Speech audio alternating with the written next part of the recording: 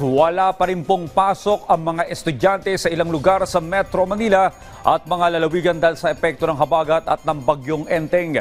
Kabilang sa nagsuspende ng klase ay ang Quezon City, Maynila, Marikina, Malabon, Caloocan, Pasay City, Taguig, Pateros, Pasig, Valenzuela.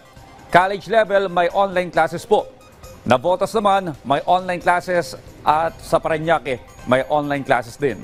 Wala rin pong pasok ang mga estudyante sa Angeles City, Pampanga, buong lalawigan ng Bataan, ilang bayan sa lalawigan ng Bulacan at Pangasinan.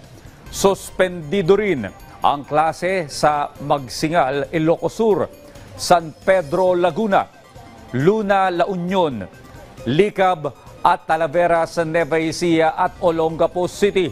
Kanselado rin po ang klase sa Lubang Occidental, Mindoro at ilang bayan sa Pampanga, Rizal at Capas, Tarlac. Wala rin pong pasok sa elementarya hanggang high school sa La Trinidad, Benguet, Bantay, Ilocos Sur, Bacnotan, Balaohan at San Fernando sa La Union.